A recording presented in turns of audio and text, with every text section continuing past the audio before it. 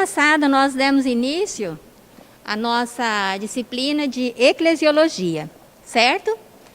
E quem esteve aqui a semana passada, pode repetir para mim o que significa eclesiologia quando nós estudamos? Como? Estudo sobre a igreja, certo? Então hoje nós vamos dar dar continuidade aos nossos estudos e vamos seguir em frente. Eu quero apresentar para vocês o livro com o qual nós estamos trabalhando. Eu creio que a maioria de vocês tem esta coleção. E nós estamos trabalhando com este livro e também estamos trabalhando com as nossas pesquisas via internet e também temos outros livros que estamos trabalhando. Então, no decorrer da aula, eu vou mencionando e depois vocês terão acesso a todo esse trabalho, tá ok? Então tá, iniciamos aqui falando de eclesiologia, dando sequência à nossa aula anterior, o propósito da igreja. Qual é o propósito da igreja? Quem gostaria aí já de iniciar falando a respeito deste propósito da igreja? Lembram que a semana passada nós já vimos algumas coisas a respeito da igreja? E agora, quando nós falamos do propósito da igreja, o que você tem a dizer a respeito do propósito da igreja? Vamos lá, então? Qual seria esse propósito da igreja? As respostas que nós precisamos a respeito da igreja, a respeito de qualquer outra coisa, onde que nós encontramos estas respostas? Encontramos na própria Bíblia. Então, por favor, pegue a sua Bíblia e vamos abrir esses textos e nós vamos descobrir aqui juntos qual é o propósito da igreja. Alguém, por favor, abre para mim Efésios 4, de 11 e 12, e depois vamos dando sequência.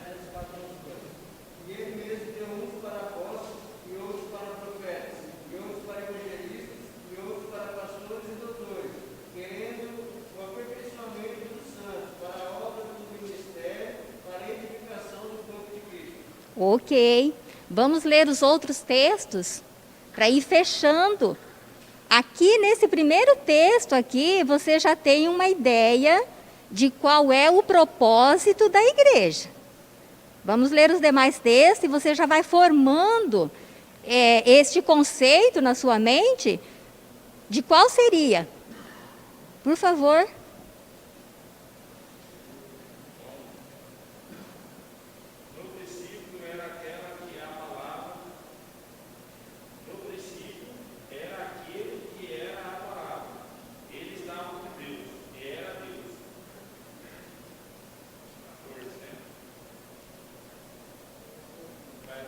O 14. Aquele que é a palavra tornou-se carne, ele viveu entre nós. Vimos a sua glória, a glória como do unigênito, vivendo do Pai, cheio da graça e de verdade. Certo. Ao próximo texto. Mas, para que os que são chamados tanto de Deus como eles, entregarmos a Cristo, o poder de Deus e a sabedoria de Deus. Ok. Quando nós lemos esses textos, nós vamos descobrindo algumas características do Senhor Jesus, certo? A igreja, nós vimos na aula anterior, a igreja é do Senhor Jesus. Logo, para conhecer a igreja, o propósito da igreja, nós precisamos conhecer de quem? Do Senhor Jesus, é claro. E quando você leu ali aquele primeiro texto que ele fala dos dons, né? Das funções, e tudo isso que vocês leram, tudo que nós sabemos a respeito dos dons, para que serve tudo isso? Edificação do corpo de Cristo, exatamente. E como é que você edifica alguma coisa? Construindo. Para você construir alguma coisa, o que você deve fazer?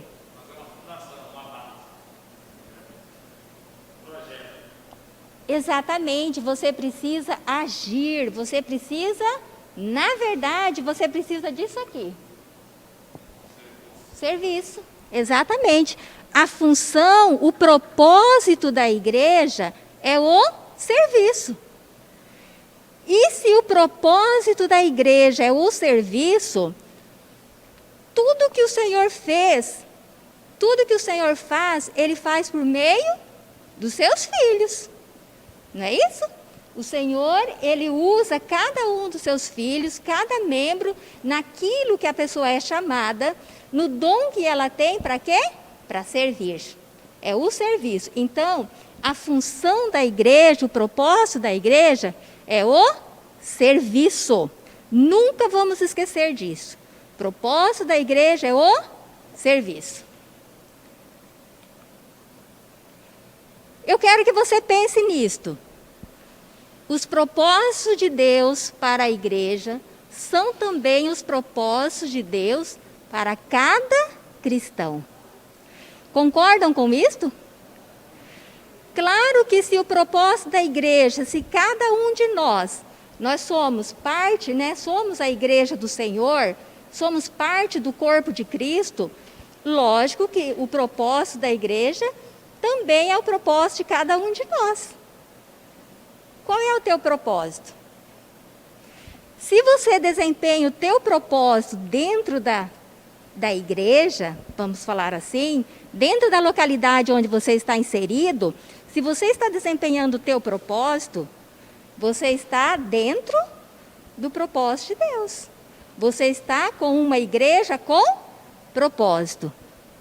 Porque se você estiver dentro de uma localidade e você não tem propósito nenhum, você eventualmente aparece, senta, assiste às reuniões, você se levanta e depois você vai para sua casa e você só comparece no outro final de semana. Você não tem nenhum envolvimento com a igreja, vamos falar assim. Você está desenvolvendo esse serviço? Que é o propósito da igreja? Se o propósito da igreja é o serviço, logo nós temos o quê? Muito trabalho. Muito trabalho. O servo de Deus, o próprio Senhor Jesus, ele disse, eu não vim para ser servido, mas eu vim para servir. Este livro, irmãos, é um livro que eu gosto muito, é do Rick Warren, e é Igreja com Propósito. Eu creio que a maioria aqui já deve ter lido, os irmãos aqui gostam de ler, mas é um livro assim, para alguém que ainda não leu, por favor. Eu gosto e de vez em quando eu trago alguma coisa a respeito do livro. Dirigido por propósito. Se a igreja do Senhor tem propósito e o propósito da igreja é servir, nós precisamos ser dirigidos por propósito. Cada irmão, cada cidadão, cada pessoa deve ser dirigido por propósito. Eu creio que uma pessoa que não desenvolve o seu propósito, ela é uma pessoa insatisfeita. Sabe por quê? Porque o próprio Senhor, Ele nos criou com este propósito. E estar alinhado com o propósito da igreja, com o propósito de Deus, na verdade, para nós, é uma satisfação. Para o ser humano, para o cristão, é uma satisfação. Então, vamos ler esse texto aqui de Atos 13:36, que... Por favor.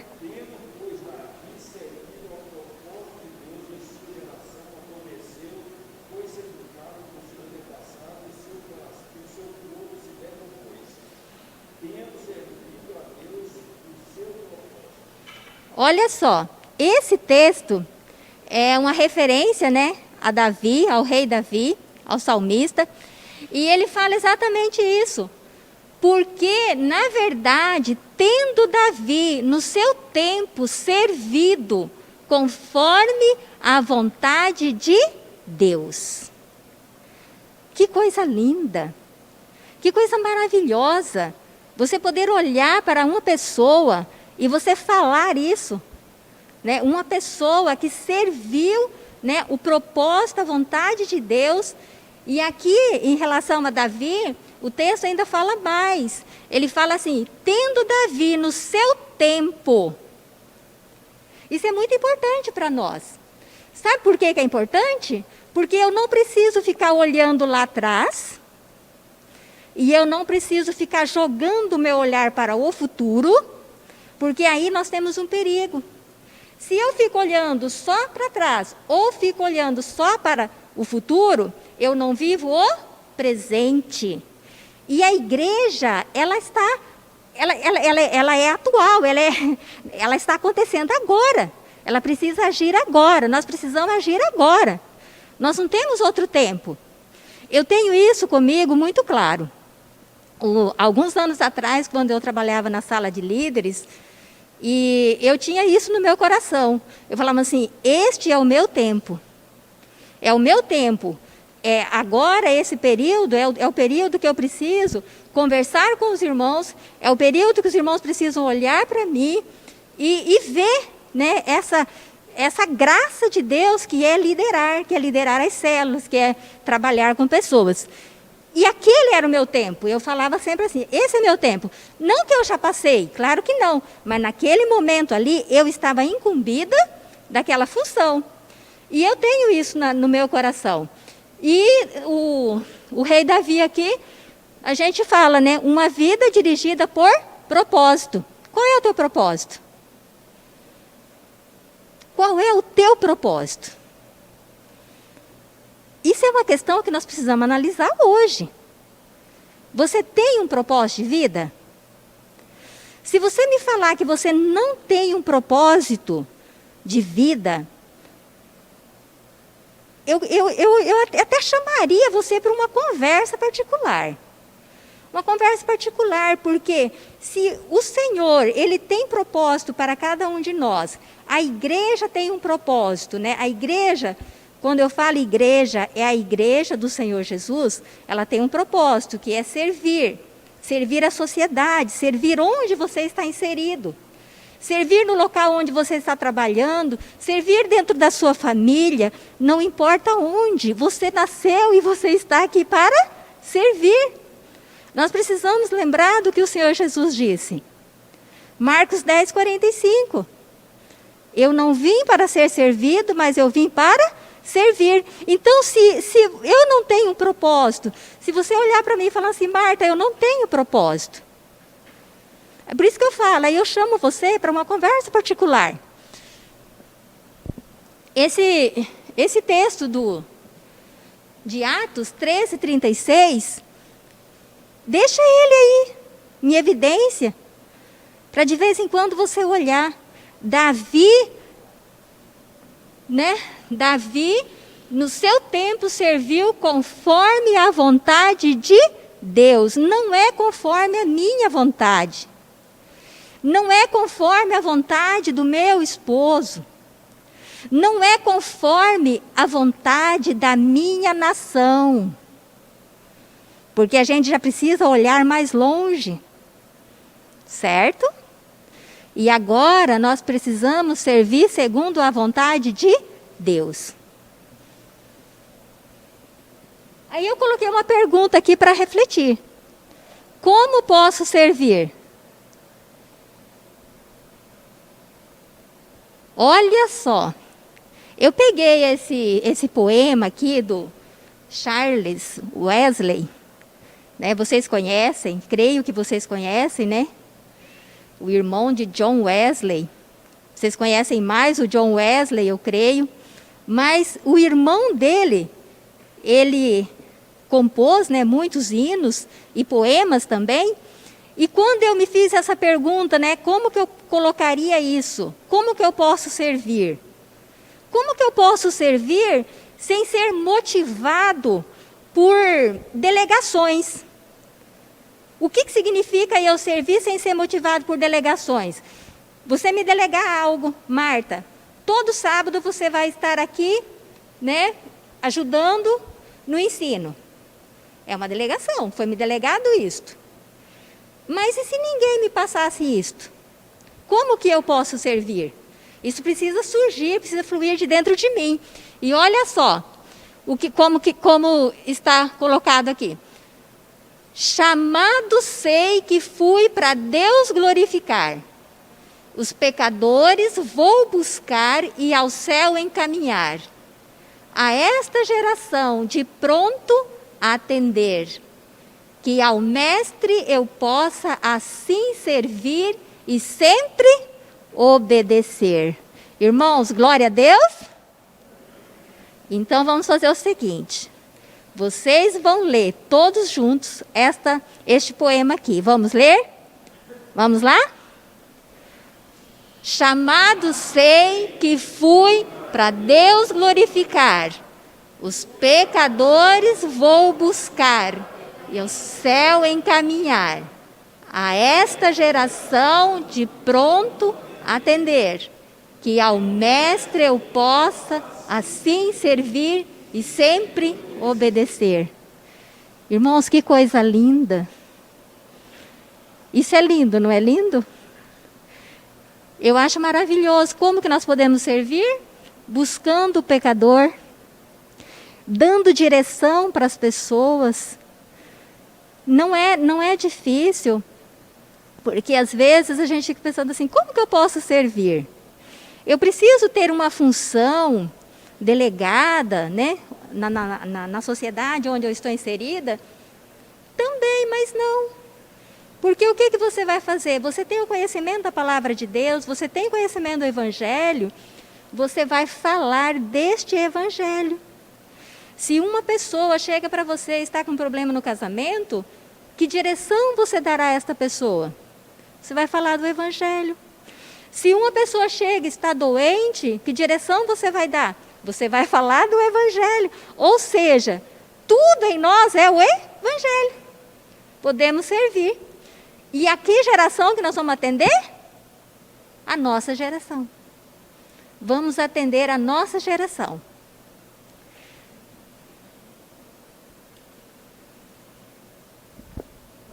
Aqui o autor coloca que a igreja não é. O que a igreja não é?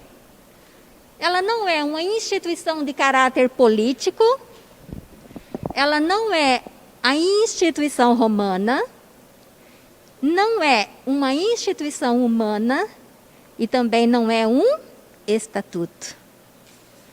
A igreja é divina, certo? Todas essas coisas que estão relacionadas aqui, elas são coisas humanas, coisas do homem. Por isso que a igreja não é nada disso. Quando nós falamos da instituição romana, que não a representa, porque é do conhecimento de vocês, né, que a igreja nasceu do coração de Deus, mas no ano 313, o que aconteceu com a igreja? A igreja ela se aliou ao Estado. E a igreja, a partir de 313, a igreja tem o quê? Ela tem um imperador, que é o governo da igreja. Então, quando nós analisamos desta forma, nós vemos o quê? Que a instituição romana, que é a igreja católica, né, romana, ela não representa a igreja de Cristo. Certo? Que é a igreja invisível de Cristo. Oi. 313. 313 você pode procurar com o imperador Constantino e você vai encontrar todo esse histórico aí. E essa aula de história vocês terão com a professora Maria Augusta. Pode ficar tranquilo, tá?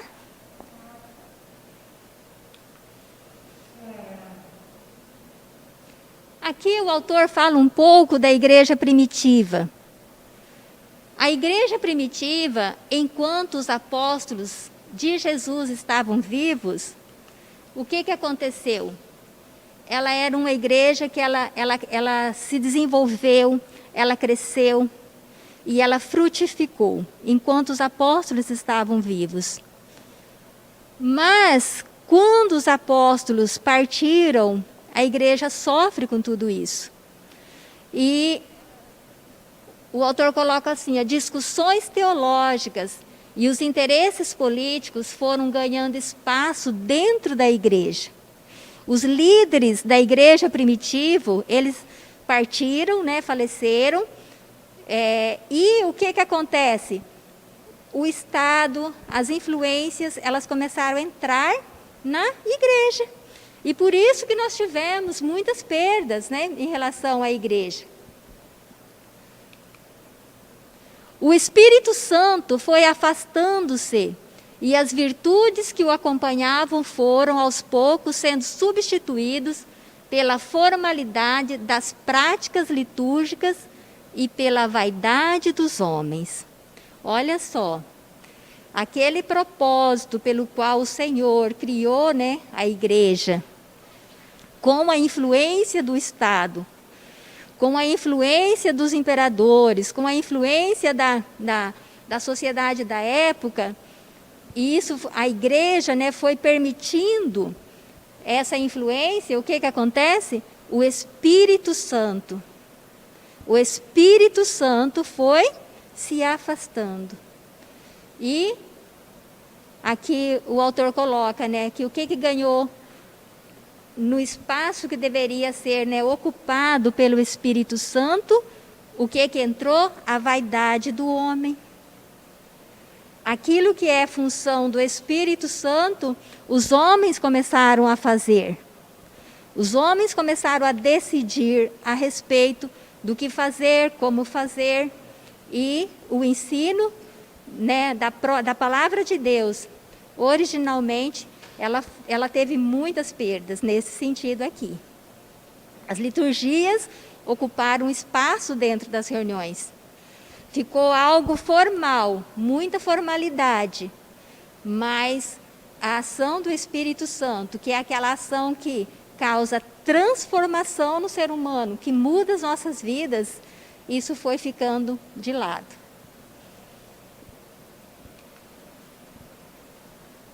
Aqui é o texto que eu falei, que em 313 a igreja aliou-se ao Estado e Constantino, o imperador romano, tinha o poder de governá-la.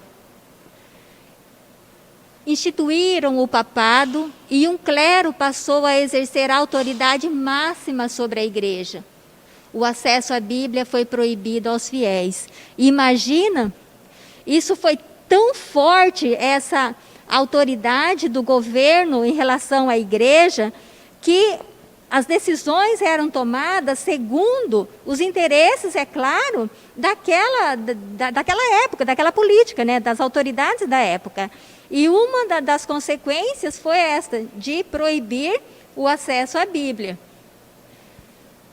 Em 31 de 10 de 1515, a história que vocês conhecem, Martinho Lutero afixou as 95 teses na Catedral de Wittenberg, denunciando os desvios da igreja. E esse dia, né, o dia da reforma protestante, a partir daí, a Igreja de Jesus foi voltando às suas raízes. Foi necessário que, né, um homem, que um servo de Deus se levantasse, usado por Deus se levantasse, para protestar em relação àquilo que estava acontecendo, né? A igreja havia perdido a sua função. E nós temos, a partir dali, um recomeço, né? Um recomeço com o Martinho Lutero. E aqui ele fala as duas dimensões da igreja. Quais seriam essas duas dimensões da igreja? Seria a universal e local. Essas duas dimensões. E o que seria a universal? A Igreja de Jesus é formada por todos aqueles que nasceram do Espírito de Deus e foram batizados no corpo de Cristo. 1 Coríntios 12, 13. Eu coloquei ali que esse batismo é um batismo espiritual, porque você agora nasceu de novo e você agora faz parte do corpo de Cristo, certo? Então, esta é a igreja universal, esta é a igreja do Senhor Jesus. E a outra dimensão da igreja seriam as localidades. Aqui temos o modelo bíblico da igreja primitiva nas localidades. A igreja de Jerusalém, as 7 igrejas da Ásia, ou a igreja que está no lar de alguém. Lembram? Quando nós estudamos a respeito das igrejas, a igreja de Laodiceia, a igreja de Éfeso, a igreja em Ariquemes, ou seja, a igreja local, ela se identifica pela cidade, certo? Essas seriam as dimensões da igreja. Ela é universal, porque é o todo. E daí nós temos as igrejas locais, que seriam essas como nós congregamos aqui em Ariquemes. Então nós somos a igreja do Senhor em Ariquemes. E conhecida pela região onde moramos, né? Mas aqui na igreja local, nós temos um problema que aconteceu. Coisas do homem, por conta dessa possibilidade, né, de chamar de igreja local, os homens também começaram a dar nomes às igrejas. E aqui então surgiu o quê? As denominações. Mas as denominações, elas não estão constantes na Bíblia, elas não constam na Bíblia, essas denominações. Essas denominações são coisas do ser humano, certo? Tanto homens como mulheres, eles dão o nome por algum motivo, claro, e passam a chamar a localidade onde eles congregam com aquele nome. Só que se você for pesquisar, biblicamente falando, a identificação que nós temos da localidade é em relação à cidade que você mora, ou que as pessoas moravam e congregavam.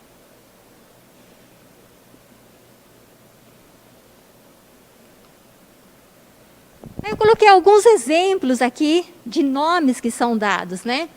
Nós temos a Assembleia de Deus, que é muito conhecida, temos a Videira, também muito conhecida, e a Congregação Cristã no Brasil também.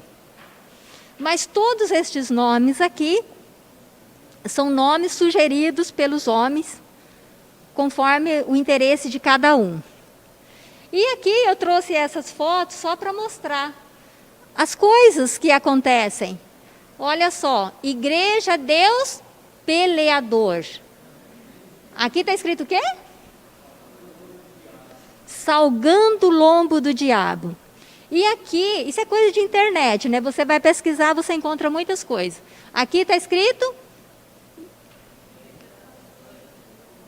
Igreja Vassoura. E aqui? Não dá para ver? Varrendo os demônios para longe de você, né? Então, como é uma coisa do ser humano, a criatividade fica a bel prazer de quem está criando, certo? Mas a gente não pode deixar se confundir, porque na maioria das vezes, essas divisões todas que nós temos, são divisões por problemas, conflitos internos. Conflitos internos entre os irmãos, e uma forma, aparentemente, de resolver este conflito, que não é bíblico, é a separação. E quando há separação, surge um outro nome, certo? E aqui nós temos a igreja visível e a igreja invisível. O que é a igreja visível? Nós já falamos aqui. Igreja local também, porque eu falei assim, que se a igreja é invisível, como Deus é invisível, como você a vê? Né? Através das almas, através das obras, através do propósito, né? Através do propósito que Deus tem com a igreja, a sociedade conhece a igreja. Através do propósito que é desenvolvido. Então vamos seguir aqui. A igreja visível é a igreja no seu aspecto social. Eu pergunto para você então, alguém pode ser membro da igreja visível e não ser membro da igreja invisível? Olha, eu vou fazer a pergunta de novo. Alguém pode ser membro da igreja visível e não ser pertencente à igreja invisível? Olha só, uma pessoa congrega conosco. Uma pessoa congrega conosco. O que é necessário para você ser dessa igreja invisível? Nós vimos lá atrás que é nascer de novo, certo? É o novo nascimento que me faz, ser parte da igreja do Senhor Jesus.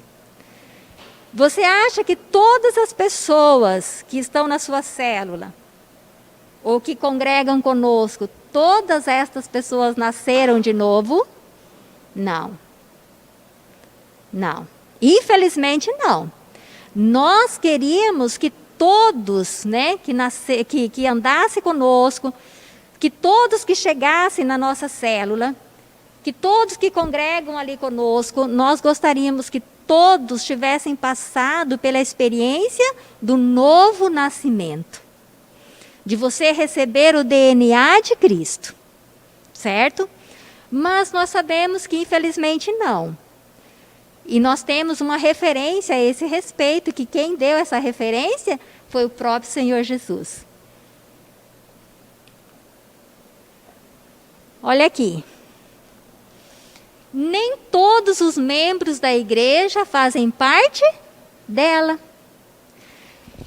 Eu falo assim que a localidade, essa igreja, quando eu falo igreja aqui, eu coloco com I minúsculo, porque é para se referir à localidade, e assim também está no livro, tá?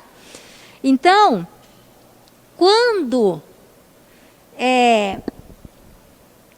a gente está na localidade ali, algumas pessoas, elas permanecem conosco por outros interesses, por N interesses.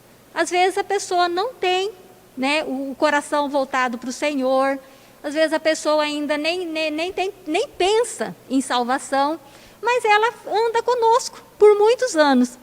A nossa esperança é que esta pessoa uma hora seja tocada pelo Espírito Santo e que ela deixe de ser apenas um visitante e passe a ser filho. Então vamos ler esse texto aqui? Mateus 13, do 24 ao 30. Olha só, a parábola que o Senhor Jesus nos conta, Ele fala exatamente sobre isto, que muitos que estão junto, infelizmente são joio, não são trigo, Dentro dessa lavoura, nessa lavoura toda, nós temos trigo, mas também temos o joio. E o Senhor Jesus ainda diz que devemos deixar crescer juntos. Devemos deixar crescer juntos. Porque se o próprio Senhor Jesus diz que nós devemos deixar crescer juntos, quem sou eu para apontar dedo? Quem sou eu para dizer esse sim, este não? Jamais. Jamais. O nosso padrão é o Senhor. A colheita pertence a quem? A lavoura é dele. E a colheita, quem faz é o dono da lavoura. Ele que faz essa colheita. Ele que faz essa separação. E então fica muito claro aqui na parábola que o Senhor conta que nem todos os membros da igreja fazem parte da igreja invisível. Então você pode fazer parte da igreja visível, mas não fazer parte da igreja invisível, a igreja do Senhor Jesus. Certo? Aqui é tratado as diferenças entre os cristãos primitivos. E essas diferenças que aconteceram lá atrás, Hoje, nós também encontramos essas diferenças no nosso meio. E nós precisamos trabalhar sobre isso, saber como trabalhar. Aqui ele fala a respeito das cartas de Paulo, né? Em Roma, está errado ali, tá? Em Roma, o apóstolo identificou 2 grupos distintos. A um denominou forte, a outro fraco. Irmãos, aqui quando nós lemos esse capítulo 15 de Romanos, primeiro, para entender o capítulo 15, nós precisamos ler o capítulo 14. Porque é no capítulo 14 que é discutido a discussão que Paulo está falando aqui no versículo 1, desse grupo forte e grupo fraco. Essa discussão aconteceu no capítulo 14. O que aconteceu ali? Vamos ler. Por favor, abra o capítulo 14, nós vamos ler de 1 a 3, mas eu pediria a você que quando você chegar na sua casa, leia o capítulo todo, porque é de um aprendizado enorme. Vamos ler então? Romanos 14, 1 a 3, alguém pode ler? Olha só, a discussão que os irmãos estavam aqui era a respeito de comer carne, segundo o texto. O que acontecia com a carne naquela época? Nós sabemos que a cultura naquela época, ela fazia muito sacrifício com os animais. Então, nem toda a carne dos animais ficava no templo dos sacrifícios. E aquela carne que não ficava no templo do sacrifício, dos ídolos, ela vinha para a venda. Né? Hoje seria o nosso açougue, né? Não sei se naquela época era assim, mas seria isto. E os irmãos começaram a discutir a este respeito. Eu não posso comer esta carne, porque esta carne foi sacrificada a ídolo. E o outro dizia, eu posso comer a carne. E nessa discussão, o apóstolo Paulo, aquele que entende que podia comer a carne, o apóstolo Paulo chamou de crente forte, irmão forte, grupo forte. E aquele irmão que ainda achava que não poderia comer aquela carne, ele chamou de quê? De fraco. De fraco. Essa discussão da igreja primitiva, hoje nós ainda temos essa discussão. Não temos? Hoje nós ainda temos essa discussão. E como que nós vamos saber o que fazer? Como fazer? Olha, né, eu estudando, entendi uma coisa. Paulo aqui, ele não disse que nenhum e nem outro estava errado. Você não está errado se não comer, e você também não está errado se comer a carne. O que Paulo disse? Aquele que já entendeu que Cristo já purificou tudo, né? Que não há condenação para aqueles que estão em Cristo Jesus, você pode comer a carne que não terá problema. Agora, aquele que ainda não entendeu, ainda não teve esta revelação, não vai comer. Pronto, resolvido. É um caso pessoal, né? É uma coisa particular de cada um. Então, eu não posso falar para você, faça isso ou não faça isto. Porque depende da revelação que você tem acerca daquele assunto diante da palavra de Deus. Porque se Paulo fala ali que aquele irmão que só comia legumes, ele fala assim, não, você vai comer a carne. Como ficaria a consciência daquele irmão? Em sofrimento, em angústia. Porque ele ainda não tinha a revelação. Então, essas discussões, aí aqui fala assim, Paulo também observou que o nível de compreensão e tolerância de um em relação ao outro variava. Em Corinto, Paulo identificou uma grande diferença no padrão de espiritualidade dos cristãos. Somos todos filhos de Deus, nascidos de novo, certo? Mas você concorda comigo que a busca pessoal de cada um vai fazer a diferença? Se você é cristão, está inserido no corpo de Cristo, mas você deseja crescer, você busca conhecimento, você lê a palavra, você tem uma vida de oração, se você tem comunhão com os irmãos, se você faz os cursos que são oferecidos, o que acontece? Você vai desenvolver espiritualmente, certo? Eu quero que você entenda que eu não estou falando aqui de ser filho ou não filho. São todos filhos de Deus. Mas alguns, aquele que se esforça na busca desse crescimento, é claro que essa pessoa vai se desenvolver mais. É o que Paulo observou aqui. Então, o que acontece aqui com o grupo forte e o grupo fraco? Aquele grupo que buscou mais entendimento, buscou mais revelação, ele caracterizou como o grupo forte. Alguém gostaria de falar alguma coisa a esse respeito? Por favor. Isso mesmo, exatamente isso. Enquanto vocês ficam aí discutindo o que comer, o que vestir, o diabo está fazendo festa.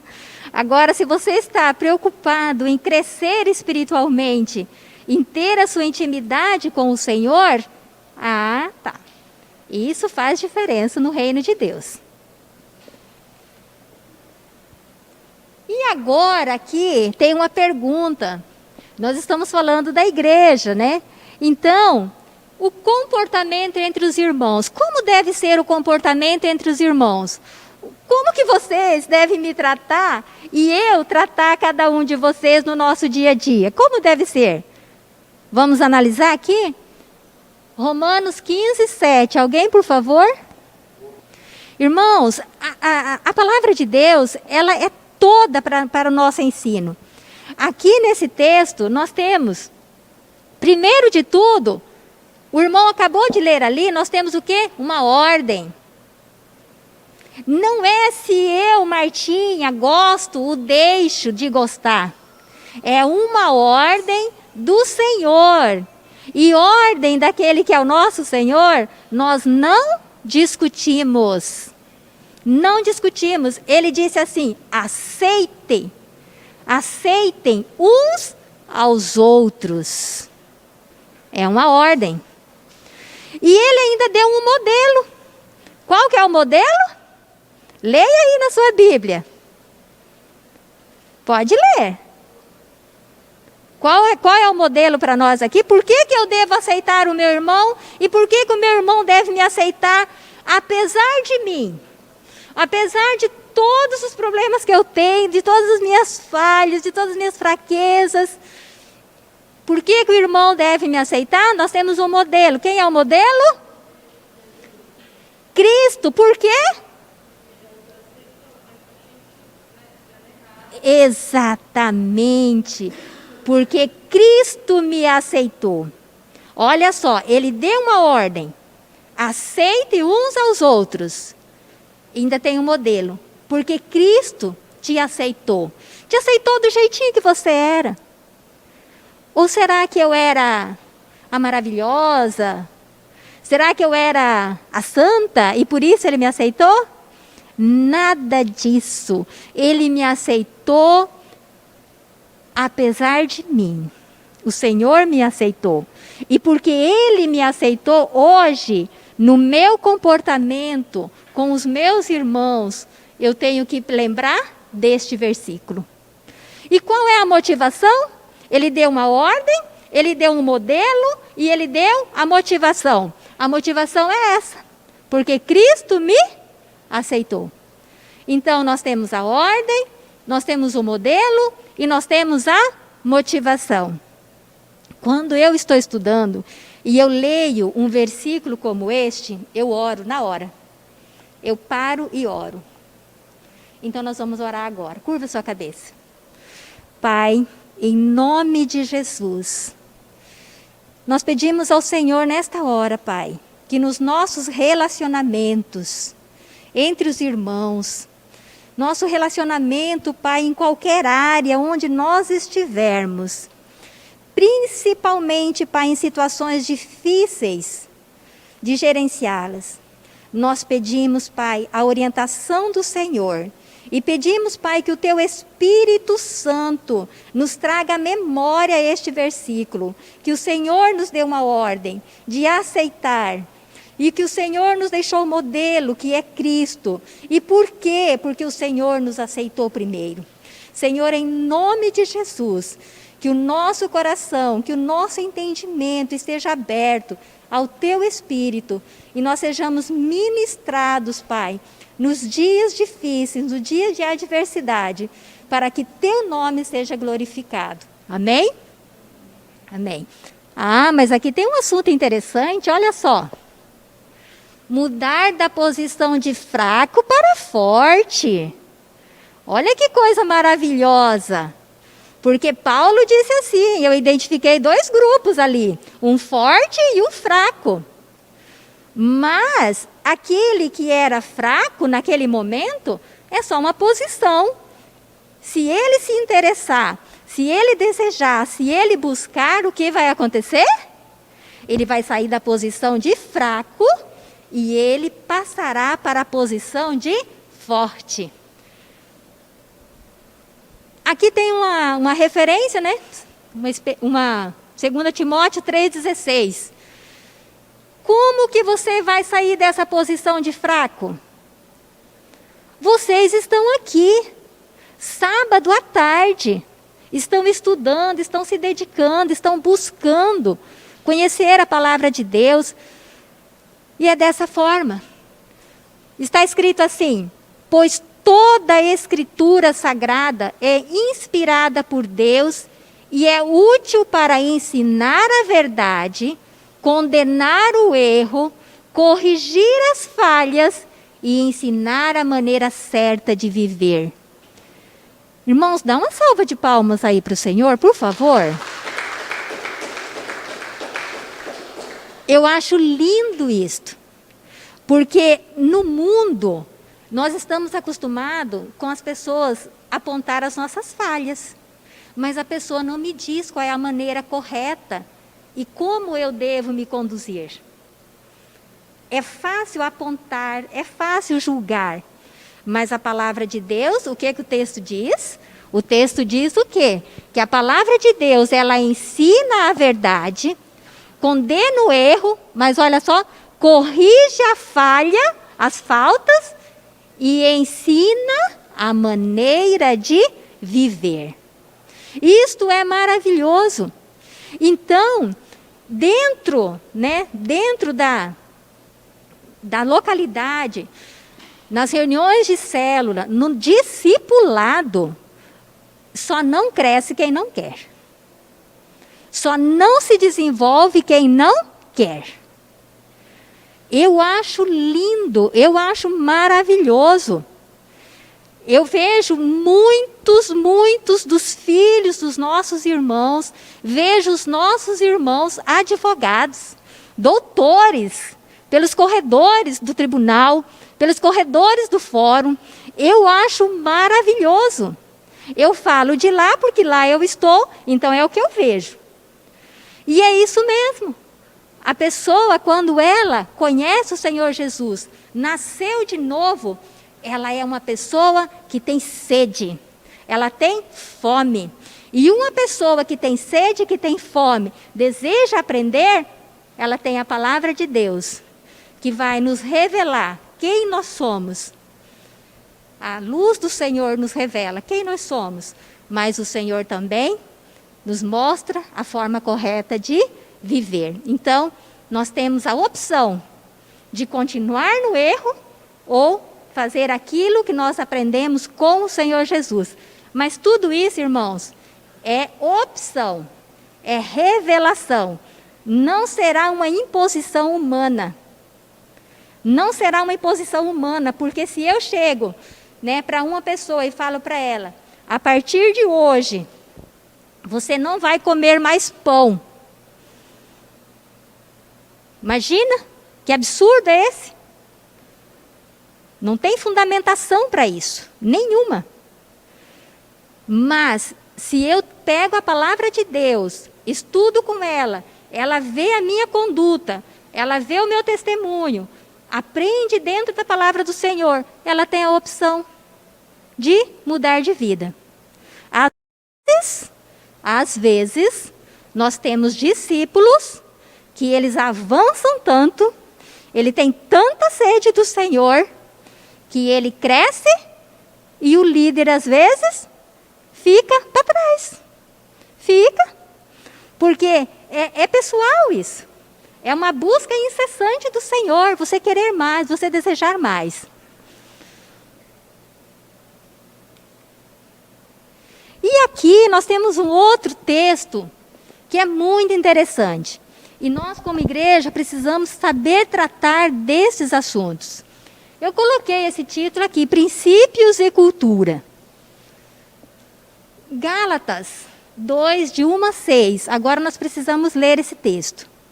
Depois, vocês em casa, pode continuar lendo esses textos todos aí. O que nós temos aqui? Nós temos uma discussão que poderia até, você uma hora, pode até ser questionado se Paulo está sendo contraditório aqui. Porque no texto que você leu em Gálatas, o que você viu ali? Você viu que Paulo não permitiu que Tito fosse circuncidado, certo? Mas quando chega aqui no texto que nós lemos a referência de Atos, Paulo permitiu que Timóteo fosse circuncidado. Como que você responderia isto num discipulado?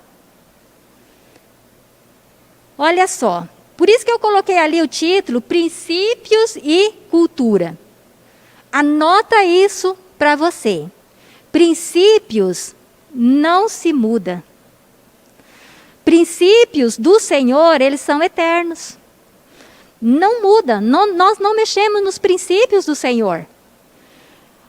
Quando ele está tratando do caso de Tito, o que aconteceu ali?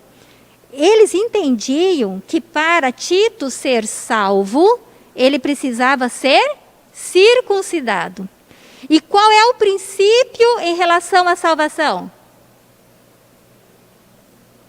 É pela graça? A salvação é pela graça. Nós estamos agora no tempo da graça. Não é mais necessário a circuncisão como acontecia no passado. Por isso que Paulo, ele foi incisivo. Não, Tito não vai ser circuncidado. Porque se ele permite que Tito fosse circuncidado, o que aconteceria, irmãos? Uma falha totalmente contra um princípio. Então, na dúvida, o que você vai fazer? Vou procurar o princípio dentro da palavra do Senhor. Quando a Beth fala sobre discipulado, eu falo a verdade, eu não vejo ninguém que fala sobre discipulado como a Beth. Eu aprendo demais com ela. E ela fala isso, senta com a pessoa, marca na Bíblia todas as passagens que falam a respeito de finança. Senta com a pessoa e marca na Bíblia todas as passagens que falam a respeito de casamento, de educação dos filhos. Então, por quê? Que quando a Beth fala assim, senta com a pessoa e marca na Bíblia, porque você vai descobrir os princípios. E princípios são eternos. Mas então tá, entendido? Agora vamos ver a questão de Timóteo. Timóteo foi circuncidado. Mas o próprio Paulo fala no texto que os homens daquela região, eles eram circuncidados. Então ali não era a questão da salvação que estava sendo questionada. Era uma questão apenas da cultura deles. Era uma coisa só de questão de cultural, não tinha um princípio envolvido. Pode falar, Celso. Mas ele não circuncidou Tito, né? Não, Tito ele não circuncidou. Ele não circuncidou Tito. É Timóteo que é circuncidado. Exatamente, Celso, porque é uma questão de cultura apenas. Se é uma questão apenas isso, se é uma questão apenas cultural, por que eu vou bater de frente com a pessoa? Não está, não está negligenciando nenhum princípio do Senhor Jesus. Não temos nada na palavra a esse respeito que é uma questão da cultura. Às vezes algo que para mim não é legal, mas se eu for numa outra cultura, para eles lá é normal. E às vezes eu preciso até me comportar de acordo com a cultura deles, para quê? Para não afastá-los de mim. Para eu não ser dada como uma pessoa arrogante, a fim de ganhar as pessoas. Exatamente. Compreendido? Olha aí, gente, o que é questão da cultura, né? E depois veio e não houve, nesse caso aí, né? Não tinha uma Beth que sentou com a pessoa, né? E que discipulou, viu, Beth? Não tinha uma Beth que sentou e que abriu a Bíblia e que mostrou os princípios e que instruiu dentro da palavra do Senhor. Daí acontece isso, a pessoa fica sofrendo aí, né? Ok. Entendido aqui, né? A autoridade da igreja. Nós lemos esse texto já na outra aula, na aula anterior, mas hoje nós temos novamente esse texto aqui. Mateus 16, 19. Ele fala assim: eu lhe darei as chaves do reino dos céus. O que você ligar na terra terá sido ligado nos céus, e o que você desligar na terra terá sido desligado nos céus. Como nós estamos estudando a respeito da igreja, o nosso comportamento, discipulado, o nosso dia a dia, nós precisamos lembrar que nós temos, né, algumas pessoas no nosso meio que elas entendem que essa autoridade ela foi dada para Pedro. E, na verdade, isso é uma cultura que veio da igreja de Roma. E eles dizem assim, que esta autoridade, o Senhor Jesus, naquele momento ali, ele deu a Pedro. Mas, quando você vai estudar, você não vê os apóstolos, os outros, falando a esse respeito. Você não tem uma passagem bíblica que te fundamenta isto. Você não tem uma passagem bíblica que te fundamenta que Pedro recebeu aquela autoridade, que foi direcionada pessoalmente a ele, e que Pedro pudesse passar essa autoridade também às demais pessoas. Nós não temos isto. Na verdade, isto, ela interessa a um grupo de pessoas. A autoridade máxima, né, da igreja, né, dada a uma única pessoa. Nós sabemos que aí há muitos interesses envolvidos. E daí, né, é usado esse texto aqui. Mas se você seguir estudando a palavra de Deus, você também encontra este texto. Olha aqui o que diz. Eu afirmo a vocês que isto é verdade. O que vocês proibirem na terra será proibido no céu. E o que permitirem na terra será permitido no céu. Então aqui nós já temos uma outra fala. Ele fala assim, o que vocês, né? Então não é mais, já não está falando de Pedro, não está falando diretamente, não é uma delegação pessoal a Pedro. Esta autoridade, o Senhor, ele não deu a uma pessoa, ele deu à igreja. Então, eu não posso, né? Imagina eu, quem sou eu? Mas a gente não pode dizer, aquela pessoa, Deus deu autoridade para ela. Não, Deus deu autoridade para a igreja. Se você é parte da igreja de Cristo, é claro que você também tem esta autoridade por meio de quem? Por meio do Espírito Santo. Né? Tudo na igreja é por meio do Espírito Santo. Nada fora do Espírito Santo é igreja. A igreja invisível. Tudo depende do Espírito Santo. Aqui eu coloquei assim, né? O poder de Deus, igreja e o Espírito Santo.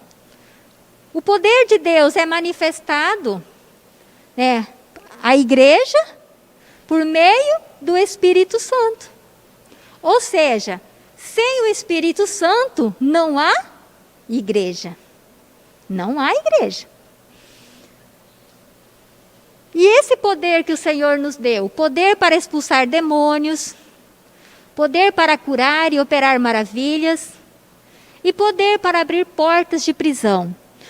Todo o poder que o Senhor deu, Ele deu à igreja. E se você é membro da igreja do Senhor Jesus, você pode exercer a autoridade que Ele te deu.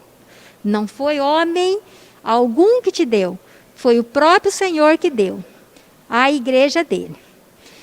E eu vou falar para você que a igreja é a esperança.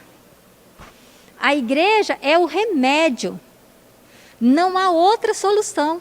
Não há outra solução. É Cristo a resposta, né? E você, através da palavra do Senhor, através da comunhão com os irmãos e da intimidade com Deus, você vai conhecer este poder. É o poder transformador do Senhor. Poder transformador. Transformar a minha vida, transforma a minha conduta, transforma tudo, né? E a palavra do Senhor me leva para a eternidade, né? Quando você conhece o Senhor, quando você entrega a sua vida para Ele, recebe Ele como seu Senhor e Salvador, você passa da morte para a vida. Então, essa minha vida aqui terrena, ela é momentânea, mas eu sei o meu propósito, eu sei o que eu estou fazendo aqui. E um dia, né, nós estaremos com o Senhor. Pergunto para você, como que uma pessoa que não conhece o Senhor vai conhecer esse poder?